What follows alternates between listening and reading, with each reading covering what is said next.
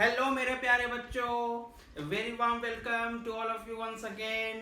बच्चों, last class में last lecture में हमने इलेक्ट्रोकेमिकल सेल कंप्लीट कर लिया था और आज के लेक्चर में बच्चों हम बात करेंगे सॉल्ट ब्रिज के कैरेक्टरिस्टिक्स के बारे में। ठीक है कि सॉल्ट ब्रिज जो हमने लास्ट क्लास में इलेक्ट्रोकेमिकल सेल में जो हमने यूज किया था, ठीक है, क्यों यूज किया था, ठीक है, वो बातें हमने लास्ट क्लास में कंप्लीट कर रखा है। आज हम पढ़ेंगे कि उसके कैरेक्टरिस्टिक्स क्या क्या है। ठीक है बच्चों, चलिए तो हेडिंग देंगे बच्चों सॉल्ट ब्रिज। तो आज का हमारा टॉपिक है सॉल्ट ब्रिज। ठीक है, पर इसके कैरेक्टरिस्टिक्स तक पहुंचने के लिए बच्चों हमको बेसिक जो पार्ट है हमारा उसको फटाफट रिवाइज करना पड़ेगा। तो फटाफट 5 चैप्टर फटाफट रिवाइज कर लेते। देखिए क्या हुआ था लास्ट क्लास में। लास्ट क्लास में हुआ ये था कि यहाँ पर एक एनोडिक हाफ सेल था, या बोल सकते हो एनोडिक कंपार्टमेंट, और ये क्या बच्चों आपका कैथोडिक कंपार्टमेंट। फटाफट मैं यहाँ लिखते जा रहा हूँ। ये था बच्चों आपका क्या, जिंक रॉड। ये था क्या बच्चों आपका, कॉपर रॉड। ठीक है, डीप किस में गया था, खुद के आयंस वाले इलेक्ट्रोलिटिक सॉल्यूशन में। ठीक है, तो ये क्या था बच्चों आपका, ये था zinc sulphate, zinc dipped in zinc sulphate. ऐसा जरूरी नहीं है कि आप जिंक और कॉपर लेके चलोगे, आपके ऊपर है। आप किसी भी दो इलेक्ट्रोड्स को लेकर दो हाफ सेल बना करके, दो हाफ सेल बना के आपस में कनेक्ट करके इंटरनली भी और एक्सटर्नली भी एक इलेक्ट्रोकेमिकल सेल बना सकते हो। ठीक है, सिल्वर कॉपर ले लो, जिंक कॉपर ले लो जो कि आपके सामने है। आप चाहो तो जिंक और सिल्वर ले लो, आप चाहो जिंक मैग्नीशियम हाफ ले लो, कोई भी हाफ लेके चल सकते हो। ठीक है, पर हमको कॉमनली जो पढ़ना होता है, हमसे एग्जाम में पूछा जाता है बच्चों, वो हमसे इलेक्ट्रोकेमिकल सेल के अंदर भी स्पेसिफिकली डैनियल सेल ही पढ़ना होता है जो कि जिंक कॉपर हाफ से बनता है। ठीक है, चलिए तो ये आपका क्या है बच्चों, कॉपर का रॉड है। ठीक है, इसको आपने डीप किस में किया है बच्चों, फटाफट करते चलिए। ये सारी बातें मैंने आपको लास्ट क्लास में बता रखा है। किसमें डीप किया है बच्चों, कॉपर सल्फेट में डीप किया है, खुद के कॉमन आयन यानी खुद के आयन वाले इलेक्ट्रोलिटिक सॉल्यूशन में। और दोनों को बच्चों क्या किया था, एक्सटर्नली क्या किया था बच्चों, हमने एक मेटेलिक कंडक्टर से कनेक्ट कर दिया था। ठीक है बच्चों, चलिए उसके बाद क्या हुआ था, यहां से यहाँ पे ये क्या है आपका एनोड, इसको हम लोग क्या बोलते हैं बच्चों, ये आपका एनोड टर्मिनल है, या बोल सकते हैं एनोडिक हाफ कंपार्टमेंट है। ये क्या है बच्चों आपका कैथोड है। ठीक है, क्या क्या प्रॉपर्टीज हमको देखने को मिला था, फटाफट मैं लिख रहा हूँ। ठीक है, यहाँ पे एनोड पे क्या था बच्चों, ऑक्सीडेशन था। तो इसमें क्या हो रहा था बच्चों, Zn2+ कंसंट्रेशन कंटिन्यूअसली क्या हो रहा था, बढ़ रहा था। अब कैसे बढ़ रहा था, ये सारी बातें डिटेल में मैंने आपको लास्ट क्लास से बता रखा है। ठीक है, तो आप पुराने लेक्चर, प्रीवियस लेक्चर देखिए, लेक्चर नंबर 2 इलेक्ट्रोकेमिकल सेल, वहां से आपको सारी बातें समझ में आ जाएंगी। ठीक है, चलिए तो यहाँ पर क्या हो रहा था बच्चों, ऑक्सीडेशन हो रहा था। मैं साइड में लिख देता हूँ, ऑक्सीडेशन हो रहा था। Zn सॉलिड जो है, रॉड जो है, वो Zn2+ में ऑक्सीडाइज होकर सॉल्यूशन में पास कर रहा था।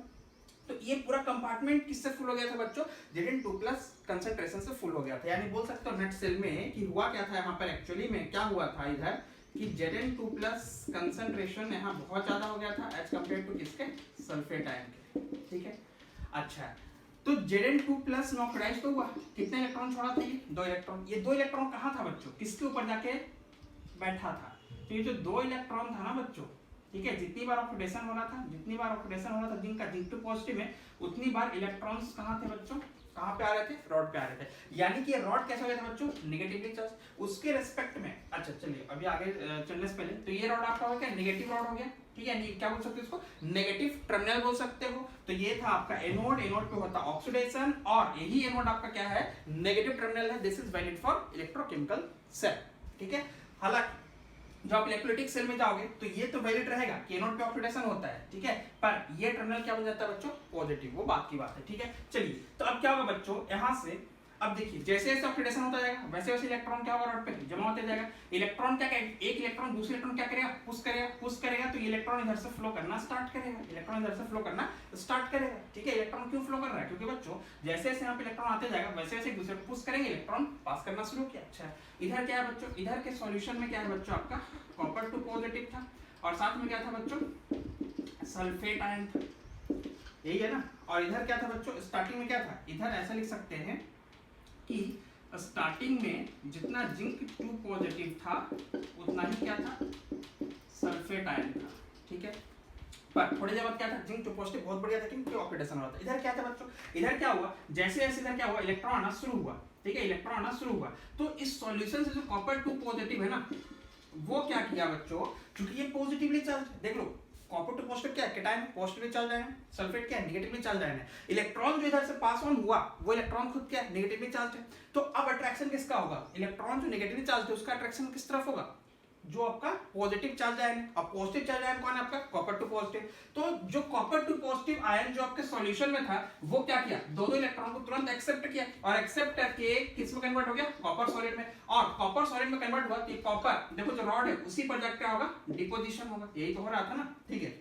तो थोड़ी देर में बच्चों आपको क्या मिला, थोड़ी देर में हुआ ये था कि चूंकि कॉपर टू पॉजिटिव तो 2 इलेक्ट्रॉन गेन करके कॉपर रॉड पे जाके जमा होने लगा, डिपोजिशन होने लगा। तो इस सॉल्यूशन में, इस इलेक्ट्रोलाइटिक सॉल्यूशन में कॉपर टू पॉजिटिव तो गायब हो गया, ठीक है। तो इसका कंसंट्रेशन कम होने के कारण क्या मिलेगा बच्चों आपको यहाँ पर, SO4 कंसंट्रेशन बहुत ज्यादा मिलने लगा था।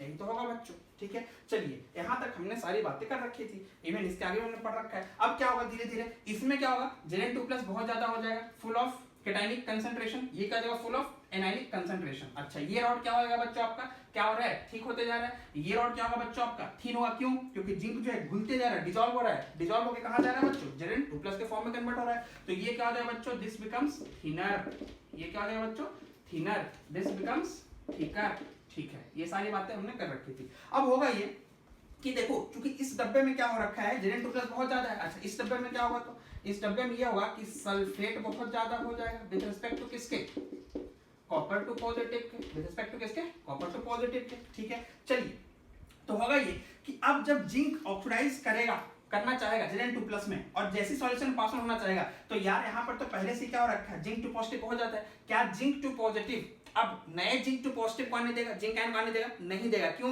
क्योंकि दोनों बीच रिपल्सन होगा। रिपल्सन होगा तो जिंक टू पॉजिटिव को अंदर आने नहीं देगा, यानी यहाँ पे ऑक्सीडेशन प्रोसेस रुक जाएगा। ऑक्सीडेशन प्रोसेस रुक जाएगा मतलब ये इलेक्ट्रॉन का रिलीज होना रुक जाएगा, बंद हो जाएगा। मतलब अब बच्चों इलेक्ट्रॉन का फ्लो क्या होने वाला है, स्लो होगा और स्लो होगा। धीरे धीरे करते करते क्या होगा, जब इसमें पूरे तरीके से Zn2+ आयन भर जाएगा तो नया Zn2+ आयन आ नहीं पाएगा।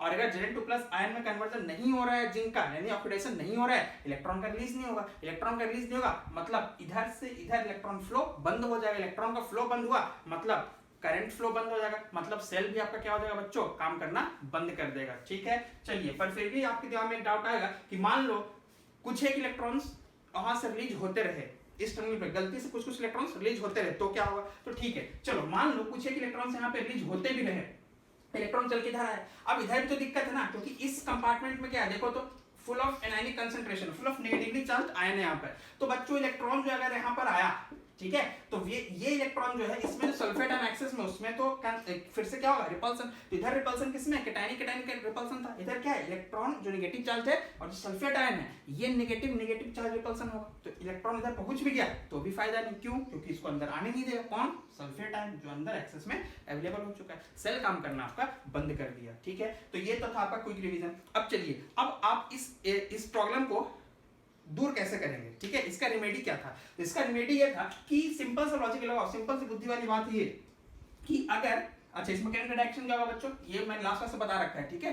तो करंट डायरेक्शन क्या होगा बच्चों, इलेक्ट्रॉन जस्ट अपोजिट, ये आपका करंट का डायरेक्शन था। अच्छा मोर ओवर यहाँ पर एनोड जो है नेगेटिवली चार्ज हमने पहले डिसाइड कर रखा है, क्योंकि इस पे क्या है बच्चों, इलेक्ट्रॉन एक्युमुलेट हो रहे थे, ठीक है। अच्छा ये क्या होगा बच्चों, तो देखो ये होगा पॉजिटिव चार्ज टर्मिनल, क्यों, क्योंकि यहाँ पर सॉल्यूशन क्या हो रखा है देखो तो फुल ऑफ एनायन भरा हुआ, फुल ऑफ क्या है, ये नेगेटिव चार्ज है, तो इसके रिस्पेक्ट में रॉड क्या हो जाएगा बच्चों, पॉजिटिव चार्ज हो जाएगा, ठीक है। चलिए तो इसका रेमेडी क्या था, इसका रेमेडी ये था, सिंपल लॉजिक लगाओ कि जिस हाफ में, जिस एनोडिक हाफ कंपार्टमेंट में दिक्कत किस कारण से हो रहा था, कैटायन के भर जाने से, भाई उसको दूर कर दो, उसकी कंसंट्रेशन को कम कर दो, उसको न्यूट्रलाइज कर दो, ठीक है, उस चार्ज को खत्म कर दो। अच्छा जिस कैथोडिक कंपार्टमेंट में दिक्कत किस कारण से हो रहा था, एनायन के कारण से दिक्कत हो रही थी, क्योंकि एनायन इससे बहुत ज्यादा हो चुका था। तो इस एनायन को खत्म कर दो, एनायन को खत्म कर दो मतलब एनायन को न्यूट्रलाइज कर दो, एनायनिक चार्ज नेगेटिव चार्ज को कम कर दो। तो क्या करेंगे, इसके लिए हम करते हैं यहाँ पर क्या लगाते थे बच्चों, याद करो, सॉल्ट ब्रिज लगाते थे, और यही हम पढ़ने वाले हैं, ठीक है। चलिए तो हमने क्या किया था, लास्ट क्लास में आपको बता रखा था कि यहाँ पर हम क्या लगाते हैं बच्चों, यहाँ पर हम लगाते हैं सॉल्ट ब्रिज लगाते हैं, ठीक है। अब सॉल्ट ब्रिज क्या होता है, काम कैसे करता है, ये फटाफट हमको देखना है, ठीक है। चलिए तो इधर एक्सेस में क्या है, इस सब मैं हटा रहा हूं, और इसमें सिर्फ एक पॉइंट बस लिखेंगे अब कि इसमें एक्सेस अमाउंट में क्या मिल रहा है आपको विदाउट द सॉल्ट ब्रिज। इसमें क्या हो रहा था, Zn2+ एक्सेस में था, और इसमें क्या था बच्चों, SO4 2 माइनस एक्स इसमें था, ठीक है। चलिए और इलेक्ट्रॉन का फ्लो क्या हो गया, बंद हो गया था। अब आपने क्या किया, इसमें सॉल्ट ब्रिज लगा दिया। तो सॉल्ट ब्रिज बेसिकली देखिए, स्टार्ट करते हैं यहाँ से। तो सबसे पहली चीज बच्चों, सॉल्ट ब्रिज क्या होता है, तो पहले इसके कंस्ट्रक्शन पार्ट में आएंगे। तो पहला है इसका कंस्ट्रक्शन पार्ट, ठीक है, बारी बारी चलते हैं। तो कंस्ट्रक्शन पार्ट में क्या होगा, ये क्या होता है बच्चों, it is a inverted you tube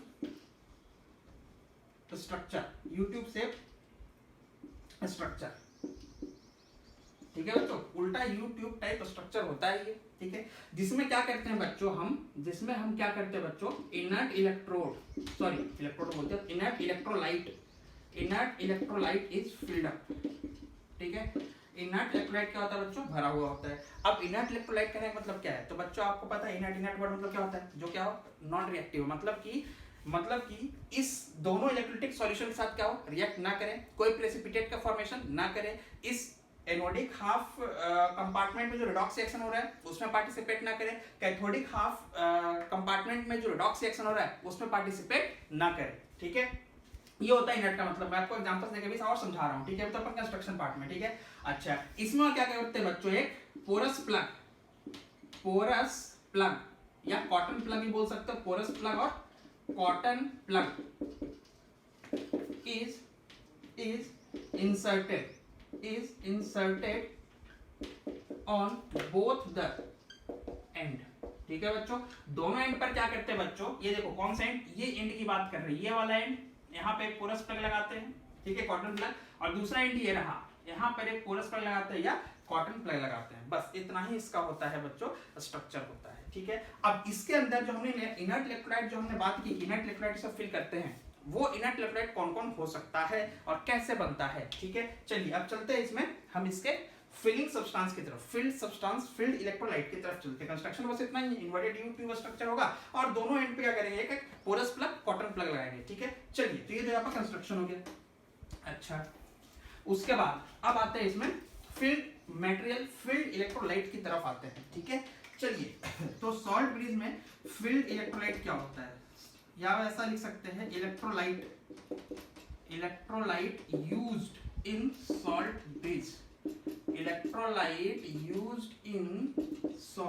bridge, ठीक है। सॉल्ट ब्रिज में कौन से इलेक्ट्रोलाइट यूज करते हैं, ठीक है। चलिए तो सबसे पहली चीज inert electrolyte.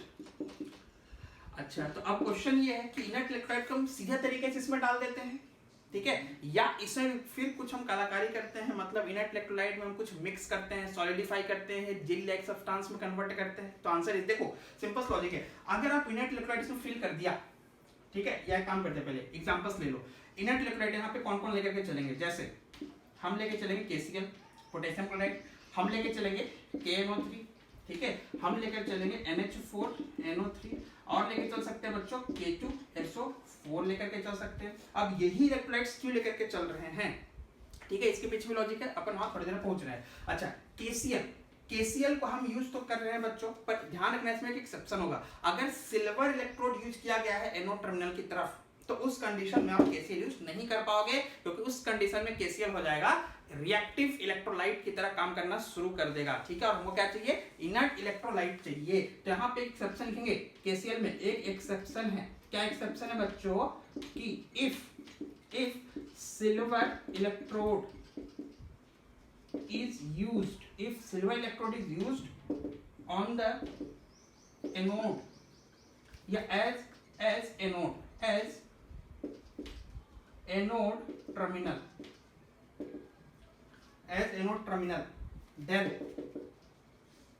KCl is not used, तब उस कंडीशन में KCl को यूज नहीं करोगे। क्यों नहीं करेंगे, इसका भी रीजन अपन अभी पढ़ने वाले हैं, ठीक है। फिलहाल तो अपन सिर्फ एग्जांपल की बात कर रहे थे, ठीक है। चलिए तो ये हो गया आपके इनर्ट इलेक्ट्रोलाइट। पर क्या ये जितने आपके इनर्ट इलेक्ट्रोलाइट हैं, क्या इन सबको हम सीधे तरीके से इस यूट्यूब में, इन्वर्टेड यूट्यूब में डाल दें? Answer is no. क्योंकि देखो बच्चों क्या होगा, अगर आप इन इलेक्ट्रोलाइट को इस इन्वर्टेड यूट्यूब में अगर डाल दिए तो क्या होगा, ये तो क्या होगा, एक्वस फेज में होगा, ठीक है, एक्वस फेज में होगा। और एक्वस फेज में होगा तो ये क्या होगा, अगर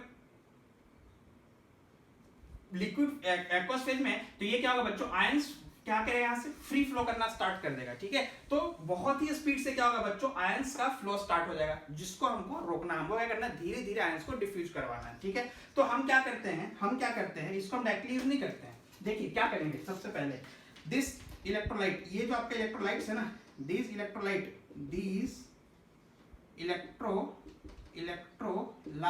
are is boiled with agar and gelatin and is solidified। ठीक है, सबसे पहले काम क्या करते हैं बच्चों, ये जो आपके इनर्ट इलेक्ट्रोलाइट हैं उसको हम क्या करते हैं, अगर और जेलेटिन के साथ क्या करते हैं, बॉईल करते हैं, और उस तरीके से क्या होता है, ये सॉलिडिफाई हो जाता है। ठीक है, सॉलिड फेज में कन्वर्ट हो जाता है। ठीक है, एंड देन आफ्टर, ठीक है, तो ये जो आपका इनर्ट इलेक्ट्रोलाइट है इसको आपने अगर जेलेटिन के साथ बॉईल किया। ठीक है, और ये हो गया कंप्लीट जो आपका मिक्सचर था किसका, इनर्ट इलेक्ट्रोलाइट अगर एंड जेलेटिन का, वो क्या हो गया बच्चों आपका सॉलिडिफाई हो गया, सॉलिड फेज में कन्वर्ट हो गया। And then it is condensed और कंडेंस करते ही ये क्या हो जाता है बच्चों, जेली लाइक सब्सटेंस में कन्वर्ट हो जाता है। ठीक है, तो अब इसका फ्री फ्लो, मतलब जो आयंस होंगे उनका फ्री फ्लो नहीं होगा, यानी फास्ट फ्लो नहीं होगा। ठीक है, then it is condensed into jelly like structure. ठीक है बच्चों, जेली लाइक स्ट्रक्चर में कन्वर्ट हो जाएगा। अब जेली लाइक स्ट्रक्चर मतलब क्या हो जाएगा बच्चों, कि जो आपका इनर्ट इलेक्ट्रोलाइट जो है उसका जो एक्वस सॉल्यूशन था वो अब थिकी सब्सटेंस लाइक हो जाएगा। ठीक है, और थिक सब्सटेंस लाइक हो जाएगा तो उसका फ्री फ्लो नहीं होगा, उसका फ्लो क्या होगा, काफी धीरे धीरे होगा। तो डिफ्यूजन ऑफ आयंस क्या होगा बच्चों, काफी धीरे धीरे होगा। ठीक है, चलिए, तो ये तो गया आपका कि इलेक्ट्रोलाइट को हमने क्या किया, कैसे हमने इसमें प्लेस किया, किस तरीके से हमने इलेक्ट्रोलाइट प्लेस किया। ठीक है, चलिए अब उसके बाद नेक्स्ट आते हैं, अब ये जो आपने इलेक्ट्रोलाइट लिया है अब ये काम कैसे करेगा। ठीक है, चलिए, तो अब ये काम कैसे करेगा, देखिए ध्यान दीजिए इधर, अब आप इसके रेमेडी में, तो काम कैसे करेगा देखिए। फॉर एग्जांपल आपने क्या किया, यहाँ पर KCl ले लिया।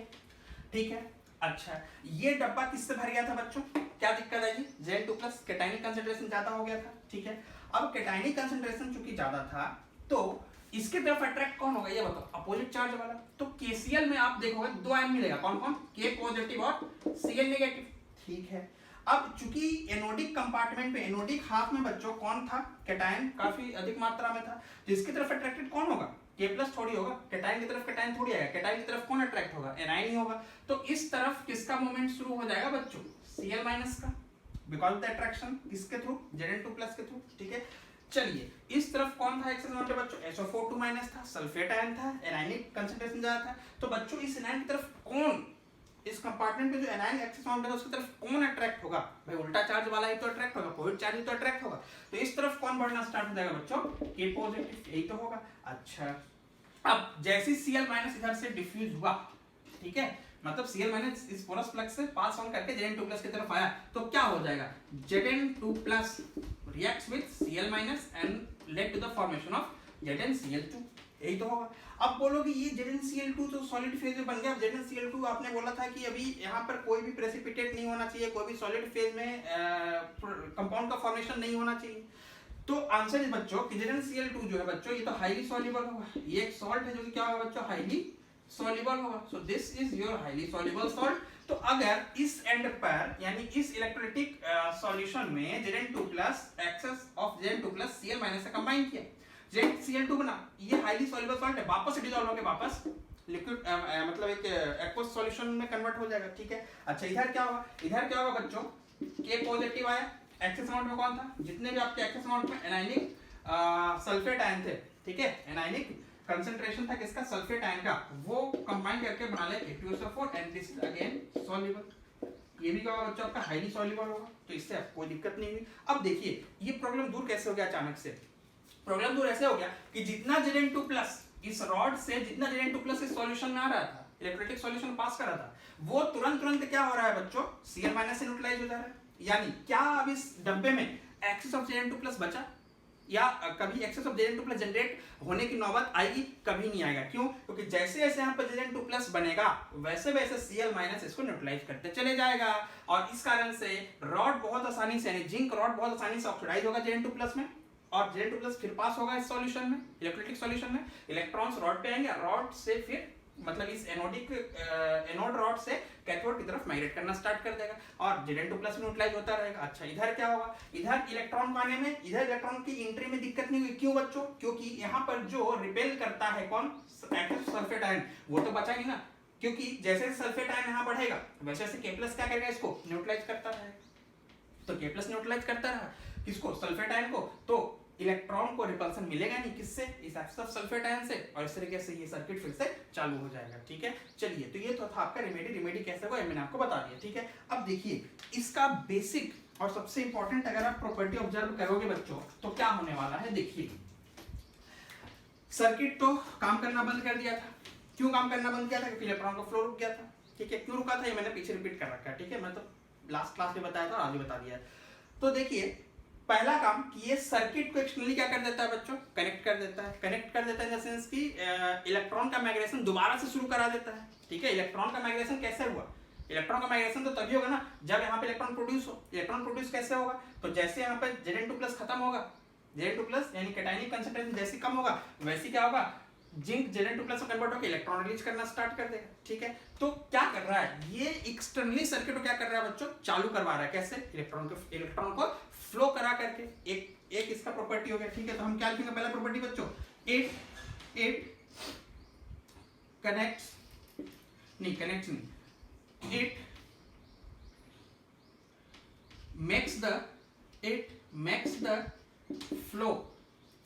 makes the flow of electron in the external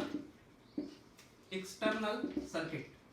ठीक है बच्चों, जो इलेक्ट्रॉन का फ्लो अचानक से रुक गया था वो फिर क्या हुआ, सॉल्ट ब्रिज के लगाते ही इलेक्ट्रॉन फिर से माइग्रेट करना स्टार्ट कर दिया, इलेक्ट्रॉन का फ्लो होना स्टार्ट हो गया कहाँ पे, एक्सटर्नल सर्किट में। मतलब क्या बोल सकते हैं कि सर्किट को एक्सटर्नली क्या कर रहा है, ये जोड़ने का काम कर रहा है। तो क्या बोल सकते हैं बच्चों, hence acts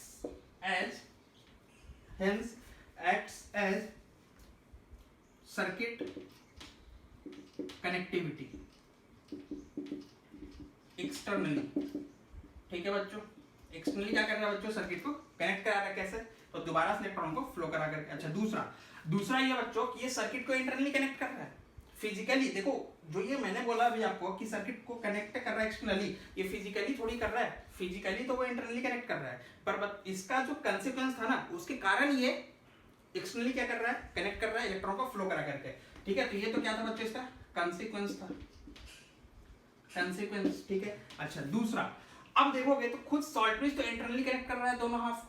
ठीक है, कैसे, तो आयंस के फ्लो करा करके। तो ये सर्किट को कंप्लीट करता है बच्चों एक्सटर्नली इलेक्ट्रॉन के फ्लो करा करके। ठीक है, और दूसरा it connects the circuit internally. अब ये इंटरनली कैसा कर रहा है बच्चों, ये फिजिकली कर रहा है, फिजिकली खुद देखो यहाँ पे डीप है, खुद यहाँ पे डीप हुआ है दोनों इलेक्ट्रोलाइटिक सॉल्यूशन में। ठीक है, so it connect the circuit internally which is physical. ठीक है, बाय मेकिंग द, क्या फ्लो कर रहा है बताओ तो internally, by making the flow of opposite ions in the two half compartment, compartment. ठीक है बच्चों, तो एक्सटर्नली इलेक्ट्रॉन फ्लो करा के सर्किट को कनेक्ट किया, कंप्लीट किया। ठीक है बच्चों, और इंटरनली कैसा कर रहा है, फिजिकली तो कर रहा है, और साथ में कैसे, आयन का फ्लो करा करके। अच्छा, तीसरी मोस्ट इंपॉर्टेंट चीज कि सॉल्ट ब्रिज के अंदर इलेक्ट्रोलाइट आपने फिल किया था, कैसे किया था, क्या किया था, ये बातें हो चुकी है। वो क्या कर रहा है बच्चों, प्रॉपर टाइम पर कहने का मतलब कि जितने देर में एनोड हाफ में कैटायन कंसंट्रेशन कम हो रहा है, कैटायनिक कंसंट्रेशन न्यूट्रलाइज कर रहा है, उतने ही देर में कैथोडिक कंपार्टमेंट में क्या कर रहा है, एनायनिक कंसंट्रेशन को भी न्यूट्रलाइज कर रहा है। मतलब सेम टाइम पर जितने देर में Cl- इधर डिफ्यूज होकर माइग्रेट होकर के क्या कर रहा है, Zn2+ को न्यूट्रलाइज कर रहा है, उतने ही देर में क्या होगा बच्चों, K+, उतने ही देर में बच्चों उसी सेम टाइम लिमिट में K+ क्या करेगा बच्चों, माइग्रेट करके SO4 को न्यूट्रलाइज कर देगा। ठीक है, तो क्या हो जाएगा बच्चों कि inert electrolyte used in salt bridge used in salt bleach neutralizes the excess of cationic concentration in, कहां पर बच्चों cationic concentration कहां पर है, anodic half में, in anodic half and excess of anionic concentration in cathodic half, in देख लो cathodic half में क्या है बच्चों, excess of anionic concentration in cathodic half। ठीक है बच्चों, चलिए तो ये तो हो गया बच्चों आपका 3 मोस्ट इंपॉर्टेंट प्रॉपर्टी किसका, सॉल्ट बेस का। सॉल्ट बेस के कारण ये प्रॉपर्टी आपको देखने को मिल रहा है।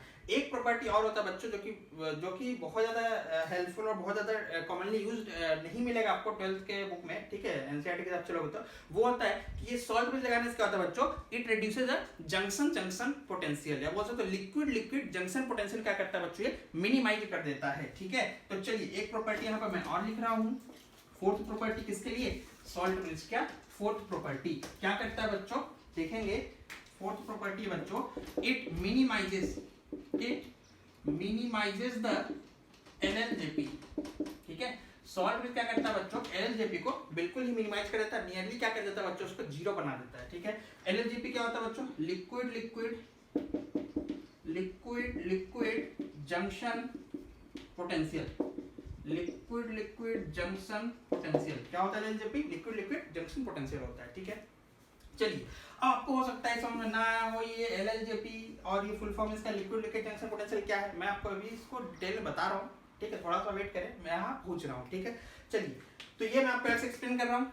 ठीक है, तो प्रॉपर्टीज होगी सारी बातें, मैंने आपको फिगर से समझा दिया, सारी प्रॉपर्टीज भी बता दिया। ठीक है, इसको आप ध्यान में रखेंगे। और ये टर्म जो LLJP है मैं इस पर पहुंच रहा हूँ थोड़ी देर में, बस 5 मिनट। ठीक है, पर अभी 5 मिनट हम क्या करने वाले हैं, इस 5 मिनट में बच्चों हम ये करने वाले हैं कि जो सिलेक्शन ऑफ इलेक्ट्रोलाइट था, जो आपने क्या किया है इस सॉल्ट ब्रिज में, जो सिलेक्शन ऑफ इलेक्ट्रोलाइट किया है, ठीक है, वो किस बेसिस पर किया है, तो हमने क्या सिलेक्ट किया था, KCl किया था, क्या लिया था KNO3 लिया था, और क्या लिया था बच्चों NH4NO3 लिया था, और क्या लिया था बच्चों K2SO4 भी लिया था। ठीक है, ऐसे और भी एग्जांपल्स होंगे। ठीक है, जनरली ये एग्जांपल्स आपको देखने को मिलते हैं। ठीक है, ये एग्जांपल्स हम डील करते हैं। ठीक है, तो इसमें सिलेक्शन क्राइटेरिया क्या था बच्चों, सिलेक्शन क्राइटेरिया क्या था कि ionic mobility of cation and anion, ionic mobility must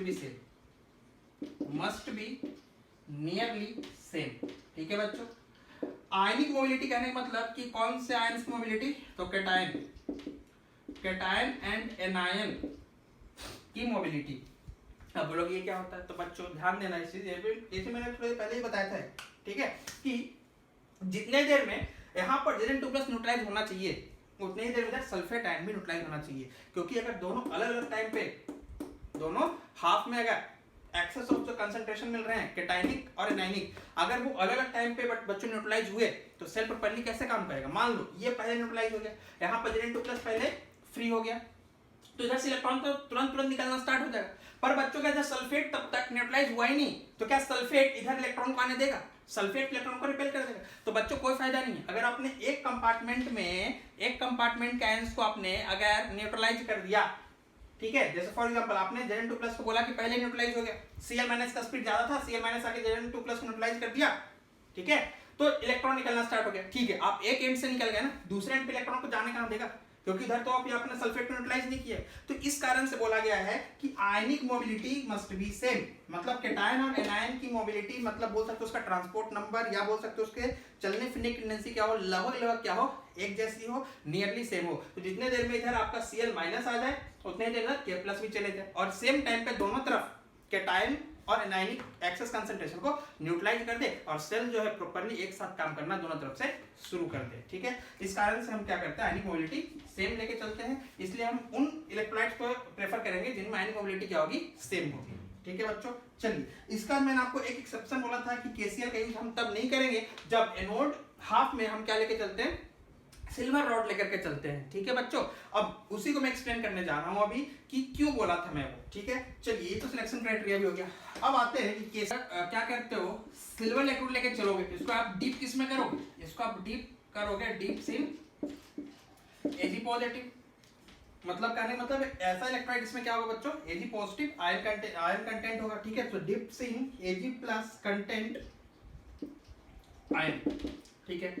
चलिए ये तो क्या आपका क्या इलेक्ट्रोड, ये आपका हो गया इलेक्ट्रोड, और ये आपका इलेक्ट्रोलाइट पार्ट हो गया, इलेक्ट्रोलाइट पार्ट हो गया, ठीक है।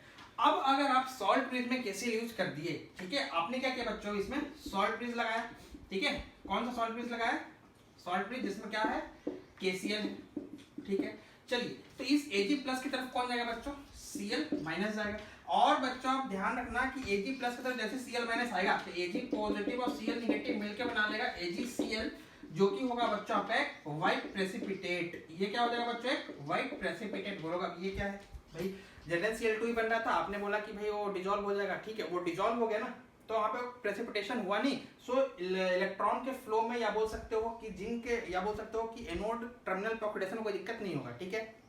पर मान लो कि अगर व्हाइट प्रेसिपिटेट बनते चले गया तो धीरे धीरे क्या होगा बच्चों, ये जो आपके इलेक्ट्रोलाइटिक सॉल्यूशन है, ठीक है, यानी बोल सकते हो इसमें जो आपके इलेक्ट्रोलाइटिक सॉल्यूशन है वो चारों तरफ से हो जाएगा बच्चों, वहां पे प्रेसिपिटेशन स्टार्ट हो जाएगा, और उसके बाद वहां पर ऑक्सीडेशन प्रोसेस जो है स्लो होता चला जाएगा, इलेक्ट्रॉन का रिलीज जो है स्लो होता चला जाएगा। तो आपको यहाँ प्रेसिपिटेट नहीं बनने देना है, ठीक है। तो ये कारण है कि आप यहाँ पे KCl का यूज नहीं करोगे इन केस इफ अगर आपने सिल्वर इलेक्ट्रोड यूज किया है एज ए एनोड, जिसको आपने डीप किया था AgNO3 में, या कोई सिल्वर कंटेंट या silver ion content electrolytic solution में, ठीक है। तो ये कारण है कि हम यूज KCl को नहीं करेंगे यहाँ पर, ठीक है। चलिए अब एक लास्ट पॉइंट बच्चों, लिक्विड लिक्विड जंक्शन पोटेंशियल क्या होता है, ठीक है। तो चलिए, और इसका सॉल्ट बेस लगाने से liquid liquid junction potential LLJP minimize कैसे हो जाता है, नियरली जीरो कैसे हो जाता है, ठीक है। फटाफट समझते हैं, दो फिगर बनाएंगे और फटाफट इसको हम समझ लेते हैं, ठीक है। चलिए तो देखिए, जैसा कि हमने क्या किया था बच्चों, एक इलेक्ट्रोकेमिकल सेल बनाया था, उसको बनाने के एक और तरीका, अगर बिना सॉल्ट ब्रिज के बनाओगे तो वहां पे एक अच्छा खासा कंसिडरेबल अमाउंट में liquid liquid junction potential arise हो जाए। कैसे, देखो कि हमने क्या किया, फिर से एक कंपार्ट लिया, और इस बार क्या किया बच्चों, अलग अलग नहीं, एक ही कंपार्ट है, ठीक है। इसको हमने क्या किया है, एक तरफ क्या किया बच्चों, जिंक सल्फेट लिया, और एक तरफ क्या किया है बच्चों, एक तरफ हमने किया है क्या, कॉपर सल्फेट लिया। अच्छा, इसमें कौन सा रॉड डिप कर दिया बच्चों, जिंक का रॉड डिप कर दिया है। इसमें कौन सा रॉड डिप कर दिया बच्चों, इसमें कर दिया कॉपर का रॉड। इसको हमने फिर से क्या किया बच्चों, कनेक्ट कर दिया, ठीक है। इसको हमने क्या कनेक्ट कर दिया। अब होगा क्या, प्रॉपर्टीज तो वही होनी है बच्चों जो अभी थोड़ी देर पहले हमने पढ़ा है, और रिवीजन भी किया, लास्ट क्लास में ही पढ़ा है, ठीक है। क्या होगा बच्चों, ये है आपका एनोडिक हाफ है, ये आपका एनोड होगा, ये आपका होगा कैथोडिक हाफ होगा, कैथोडिक हाफ, और ये होगा बच्चों आपका, ये होगा बच्चों आपका एनोडिक हाफ होगा, ठीक है। इधर होगा ऑक्सीडेशन, मतलब बोल सकते हो बच्चों कि इधर Zn2+ कंसंट्रेशन क्या होगा, बहुत ही ज्यादा। कैसे होगा, क्या होगा, ये मैं नहीं बता रहा है क्योंकि ये मैंने लास्ट क्लास में बताया, आज भी रिवाइज कराया है, ठीक है। चलिए तो इस एंड पर क्या मिलेगा बच्चों, Zn2+, यही होगा ना। और इस एंड पर अब बोलोगे एंड पे क्यों, तो बच्चों ये पूरा किससे भर जाएगा, Zn2+ से, तो Zn2+ इधर रहेगा, इधर मैक्सिमम अमाउंट में क्या रहेगा बच्चों आपका SO4 2 minus ions, SO4 2 minus ions, SO4 2 minus ions and so on, ठीक है। तो कुल मिलाकर देखो बच्चों कि यहाँ पर जो आपने एक थिन लेयर सेपरेशन दिया था, इस सेपरेशन पॉइंट पर क्या हो जाएगा बच्चों, चार्ज का सेपरेशन हो रहा है। जो आपने इन दोनों बीच एक मेम्ब्रेन लगाया था, मेम्ब्रेन बोल लो या एक थिन सेपरेशन लगाया था, वहां पर क्या हो रहा है, चार्ज का सेपरेशन हो रहा है। इधर क्या हो रहा है बच्चों, फुल ऑफ कैटायन है, इधर क्या full of negative charge anionic concentration है, ठीक है। तो बच्चों यहाँ पर कुल मिलाके क्या हो रहा है, कुल मिलाके कुछ सेपरेशन पे हो रहा है, कुछ ऐसा, इस तरफ पॉजिटिव, इस तरफ नेगेटिव नेगेटिव। तो बच्चों यहाँ पर क्या हो जाएगा, आप ध्यान दीजिए, आप अगर देखोगे तो इसमें करंट रिएक्शन क्या होगा, बताना थोड़ा मेरे को। इसमें करंट रिएक्शन क्या होगा, इलेक्ट्रोकेमिकल सेल में अगर आप देखोगे तो इसमें करंट रिएक्शन क्या होगा बच्चों, इस तरफ है, मतलब मेन जो आपका करंट रिएक्शन हो तो ये है, अगर सही हिसाब से चलोगे तो, जो मैंने ब्लू मार्क किया है। अच्छा, अगर आप इस चार्ज सेपरेशन के कारण, ये जो देखा ना, इसको मैंने यहाँ पे सेपरेट कर दिया, ठीक है। अगर इस चार्ज सेपरेशन के कारण देखोगे तो यहाँ पे भी क्या होगा बच्चों, पोटेंशियल डिफरेंस जनरेट हो जाएगा। चार्ज सेपरेशन हुआ तो पोटेंशियल डिफरेंस मिलेगा। तो इसमें बच्चों आपको करंट कहाँ से कहाँ मिलेगा, ठीक है बच्चों। सॉरी, इसमें एक चीज मैंने उल्टा लिख दिया यहाँ पर, वेरी सॉरी, यहाँ पर ये बच्चों इलेक्ट्रॉन का डायरेक्शन है ना, करंट का डायरेक्शन तो ये होगा ना, ये होगा बच्चों आपका करंट का डायरेक्शन। थोड़ा सा ध्यान देंगे, मैंने यहाँ पे थोड़ा सा उल्टा लिख दिया था, ठीक है, इसको आप सही कर लेंगे। ये आपका करंट का डायरेक्शन होगा कहाँ से कहाँ, कैथोड से एनोड की तरफ, ठीक है। चलिए, तो मेन जो आपका करंट का डायरेक्शन है बच्चों वो तो आपका इधर है, ठीक है, मेन करंट का डायरेक्शन, ठीक है। चलिए, अब जो यहाँ पे चार्ज सेपरेशन है, इसके कारण जो आपका पोटेंशियल डिफरेंस जनरेट हुआ है उसके कारण भी क्या होगा बच्चों, एक आपको करंट मिलेगा, और करंट का डायरेक्शन यहाँ पर क्या होगा बच्चों, करंट का डायरेक्शन होगा कुछ ऐसा, पॉजिटिव टू नेगेटिव, ठीक है, यही तो होगा। तो देखो ये जो है ना, ये आपका मेन है, ये आपका क्या है बच्चों, मेन है, ठीक है। और ये क्या है बच्चों, ये है बच्चों, ये कहलाएगा potential difference generated at junction. ये जंक्शन ही तो है, तो जंक्शन पर पोटेंशियल डिफरेंस जनरेट हो रहा है, ठीक है। चलिए, अब देखिए यहाँ पर अगर आप ध्यान देंगे तो आपको तो नुकसान हो गया ना, क्योंकि आपको करंट जो इस डायरेक्शन में मिल रहा है, और कुछ जो है ये आपका अपोजिंग नेचर का आपको करंट मिल रहा है अपोजिट डायरेक्शन में। तो ये तो क्या हो जाएगा बच्चों, ये तो क्या कर रहा है बच्चों, आपका अपोज कर रहा है, अपोजिट डायरेक्शन में अपोज करेगा, ठीक है। चलिए, अब क्या होता है बच्चों, अगर आप ई ऑफ सेल निकालते हैं, यानी सेल का ईएमएफ निकालते हैं, ठीक है, यानी कि एनोड और कैथोड के बीच का पोटेंशियल डिफरेंस निकालते हैं due to the flow of electron, ठीक है। ये मैं आपको नेक्स्ट क्लास में बताऊंगा कि इसको निकालने का तरीका क्या होता है, फॉर्मूला क्या होता है। अभी के लिए सिर्फ इतनी बात है, मान लें कि ई ऑफ सेल हम कैसे निकालते हैं, तो बच्चों ई ऑक्सीडेशन प्लस ई रिडक्शन कैसे निकालते हैं बच्चों, ई ऑक्सीडेशन प्लस ई रिडक्शन। कहने का मतलब क्या है, इसके लिए सिर्फ इतना मान लीजिए, ठीक है, नेक्स्ट क्लास में बताऊंगा आपको। ई ऑक्सीडेशन मतलब क्या है बच्चों, ऑक्सीडेशन कहां पर होता है, एनोड पर होता है, मतलब ये आपका एनोड के लिए लिखा गया है बच्चों, एनोड टर्मिनल के लिए, और रिडक्शन कहां पर होता है बच्चों, कैथोड पर होता है। तो ये आपका टर्म लिखा गया किसके लिए, कैथोड के लिए, ठीक है। यानी कि एनोड का ऑक्सीडेशन पोटेंशियल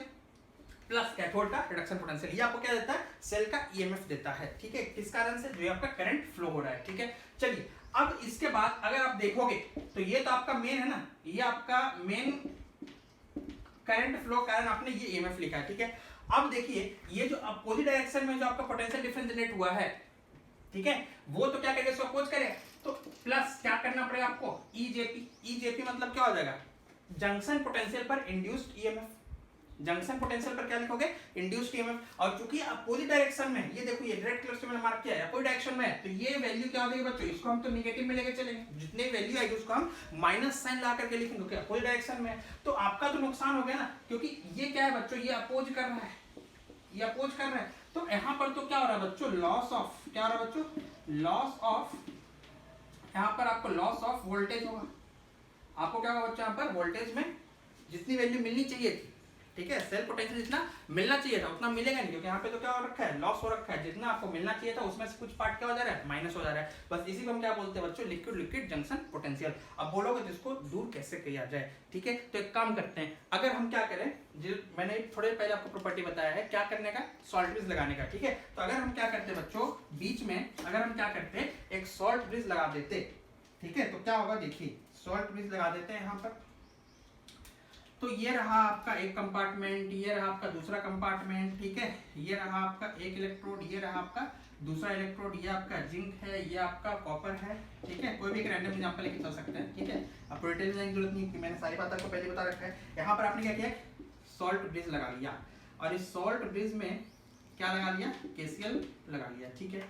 चलिए, अब देखिए पहली चीज, यहाँ पर आपको चार्ज सेपरेशन होता हुआ नहीं दिखेगा, क्यों, जैसे यहाँ पर होता ना कि जंक्शन पर क्या हो रहा है, चार्ज का सेपरेशन हो रहा है, नहीं होता हुआ दिखेगा, क्यों, क्योंकि देखो ये अलग कंपार्टमेंट में, ये अलग कंपार्टमेंट, पहली चीज। तो यहाँ पर जिंक टू पॉजिटिव और सल्फेट टू आयन डायरेक्टली यहाँ पे कांटेक्ट में होगा नहीं, ठीक है। इस एंड पर जिंक टू पॉजिटिव और इस एंड पे क्या, SO4 नेगेटिव इस कंपार्टमेंट में, ठीक है, डायरेक्टली सेपरेट, एक लेयर में सेपरेट नहीं हो रहा है, ठीक है। दूसरी चीज मोस्ट इंपॉर्टेंट बच्चों कि अब बोलोगे हाँ तो सेपरेशन हो रहा है ना Cl माइनस और K पॉजिटिव का, पर समझो कि जितने देर में Cl माइनस इधर पास कर रहा है उतने ही देर में क्या हो रहा है बच्चों, K पॉजिटिव उल्टे डायरेक्शन में पास ऑन कर रहा है, किस तरफ, कैथोडिक कंपार्टमेंट की तरफ, और इधर क्या है बच्चों आपका एनोडिक कंपार्टमेंट। तो जितने समय में Cl माइनस इधर माइग्रेट करके इसको न्यूट्रलाइज कर दे रहा है, उतने ही देर में K पॉजिटिव इधर पहुंच के इसको भी न्यूट्रलाइज कर दे रहा है। मतलब क्या है, चार्ज सेपरेशन होने का टाइम मिलेगा क्या, ऐसा कोई टाइम होगा जहाँ पे चार्ज पर्टिकुलरली क्या हो, एक लेयर के अलोंग या एक सेपरेशन के अलोंग कोई चार्ज आके एक्यूमुलेट हो रहा है, नहीं हो सकता, क्योंकि ये इधर से जितने टाइम में Zn2 प्लस न्यूट्रलाइज कर रहा है उतने ही टाइम में इधर जाके क्या कर रहा है, SO4 को न्यूट्रलाइज कर दे रहा है, खत्म कर दे रहा है। तो यानी कि यहाँ पर यहाँ पर हम बोल सकते हैं कि EJP नियरली कितना हो जाएगा बच्चों, 0 हो जाएगा, क्योंकि चार्ज एक्युमुलेशन का टाइम ही नहीं मिलेगा, क्योंकि सेम टाइम पर क्या कर रहा है, सॉल्ट प्लस इलेक्ट्रोलाइट दोनों तरफ, एक तरफ केटायन कंसंट्रेशन एक तरफ एनायन कंसंट्रेशन को खत्म कर दे रहा है। ठीक है, तो अब बच्चों इस कंडीशन में ई ऑफ सेल क्या हो जाएगा, तो ई ऑफ ऑक्सीडेशन जो आपको मेन ईएमएफ मिल रहा था, इस तरफ इधर इलेक्ट्रॉन का फ्लो है, तो इधर क्या है बच्चों आपका करंट का फ्लो है, तो इसके कारण जो आपको ईएमएफ मिल रहा था ई ऑक्सीडेशन प्लस ई रिडक्शन। ऑक्सीडेशन कहां पर बच्चों, एनोड पर, रिडक्शन कहां पर बच्चों, कैथोड पर। ठीक है, plus EJP tends to 0, so directly क्या हो जाएगा बच्चों, आपको यहाँ पे कोई अपोजिंग ईएमएफ नहीं मिलेगा, यानी आपको यहाँ पर जो सेल पोटेंशियल जितना मिलना था उतना आपको मिल जाएगा, कोई यहाँ पर अपोजिंग ईएमएफ नहीं होगा। ठीक है, तो आपको वोल्टेज ड्रॉप यहाँ पर नहीं होगा। ठीक है, तो ई ऑक्सीडेशन प्लस ई रिडक्शन, बस इतना ही आपको यहाँ पे सिंपली फॉर्मूला यूज करना है। अच्छा, अब नेक्स्ट ये तो आपका पूरा सॉल्ट ब्रिज यहाँ पे खत्म हो चुका है। तो देखिए सॉल्ट ब्रिज लगाने का फायदा क्या हुआ, यहाँ से यहाँ तक आए, जंक्शन पोटेंशियल क्या हो गया बच्चा आपका मिनिमाइज हो गया, 0 हो गया, तो यहाँ पे आपको नुकसान नहीं है। ठीक है, यानी आपका वोल्टेज का कोई नुकसान नहीं होने वाला है। ठीक है, चलिए अब नेक्स्ट ये है जो कि हम नेक्स्ट क्लास में पढ़ेंगे, ई सेल हम कैसे निकालेंगे। ठीक है, तो देखिए अभी के हिसाब से देखेंगे तो यहाँ पे हमने सिर्फ लिखा ई सेल, मतलब ये किसी भी कंडीशन में, अगर हम स्टैंडर्ड कंडीशन में जाएंगे तो स्टैंडर्ड कंडीशन में जाएंगे बच्चों तो क्या लगा लेंगे, नॉट लगा लेंगे। स्टैंडर्ड कंडीशन में क्या लगा लेंगे, नॉट लगा लेंगे। ठीक है, तो ई नॉट ऑफ सेल वो कैसे निकालेंगे, तो बच्चों ई सेल हो ई नॉट सेल हो, तरीका तो वही रहेगा। ई नॉट ऑफ सेल क्या हो जाएगा, E nought of oxidation plus E nought of reduction, यही तो होगा। अच्छा बोलो फिर दोनों डिफरेंस क्या है, डिफरेंस ये बच्चों कि ये जो है ना आपका ई ऑक्सीडेशन और ई रिडक्शन, ये जो होता है ना, ये हो चाहे ये हो, ये सब निकाले जाते हैं किससे बच्चों, नर्स्ट इक्वेशन। ठीक है, बोलो ये क्या है बच्चों, ये भी अपने आप में एक इंपॉर्टेंट टॉपिक है जो कि आगे हमको मिलेगा।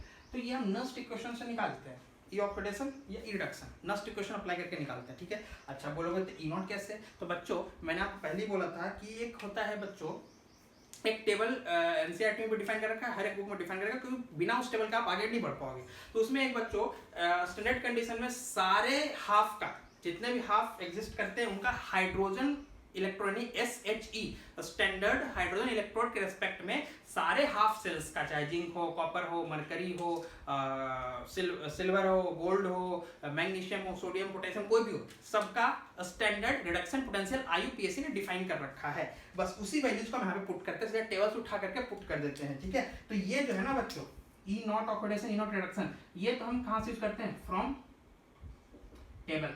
डायरेक्टली टेबल से उठाओ, वैल्यू पुट करो, आंसर पाओ। कब, किसकी वैल्यू, ई नॉट की वैल्यू। पर अगर ई सेल की वैल्यू निकालनी हो तो आपको नस्ट इक्वेशन लगाना पड़ता है। ठीक है, चलिए बाकी बातें इसके बारे में हम डिटेल में नेक्स्ट क्लास में करेंगे। ठीक है, आज की क्लास हम खत्म करते हैं। इसमें हमने फुल डिटेल वर्जन हमने क्या पढ़ा है, सॉल्ट ब्रिज का पढ़ा है। ठीक है, थैंक यू।